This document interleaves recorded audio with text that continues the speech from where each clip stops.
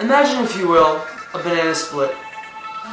A different assortment of different food groups coming into one ugly package.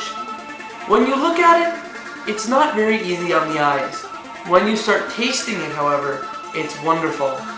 Now imagine Super Mario Galaxy as a never-ending banana split. You have so many great elements coming together that might not look great at the beginning, but still make a great and compelling package.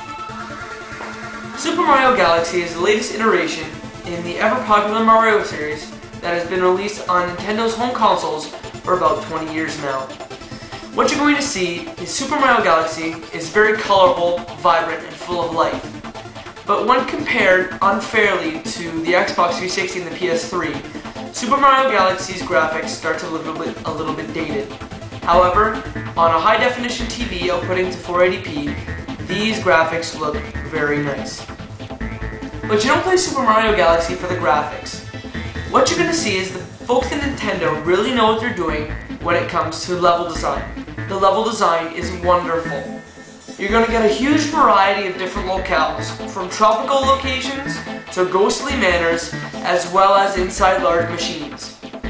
And in these levels, you'll be doing a lot of different things, from racing to chasing down enemies to simple Mario platforming.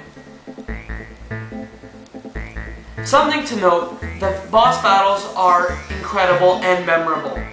They might be a little bit easy at times, and you might scratch your head thinking, so that's all? But the way in which you defeat these enemies is creative and wonderful. Most times it comes down to hitting Object A at weak point B, but it's still fun to do after all these years. The enemy variety in Super Mario Galaxy is also extraordinary. When you go to these different locales, you really see that Nintendo took the time to make different enemies, instead in earlier games where they might have just varied the color from one enemy to another. You'll see ghosts, machines, the classic Goombas, Koopas, Magic Koopas. All the enemies are full of life, and it's great to see in a Mario game. In Super Mario Galaxy, you'll be going through 20 or so different locales, searching for 120 Power Stars. These stars are obtained in various ways, like I explained before. To me, the game is a great length, not only because it offers you 120 stars, but a whole bunch of different ways to do it. And the great thing is, the stars will be obtained with different difficulty depending on the player.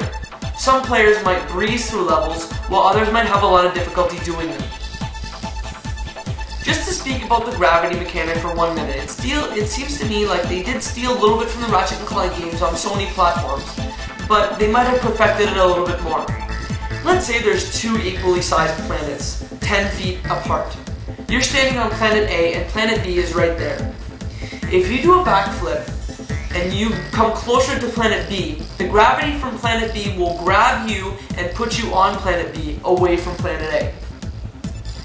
Now that gives a lot of chance for different bonus levels, different ways to solve puzzles, and also enemies use it as well. Also, there's a two-player co-op mode that kind of just gets the second player into the action. It isn't made for full multiplayer bouts, but it's just looking to get that second player bored and off the couch. Just a few knocks on Super Mario Galaxy. The underwater portions in the game, to me, are horrible. Not horrible to the point where they're unplayable, but they are fairly bad. When I say bad, I mean the camera is not very good and the controls are very hard. I wish the controls were more precise, and to me there really hasn't been a game that has nailed underwater controls perfectly. Another small knock on the game would have to be the awful story and voice acting.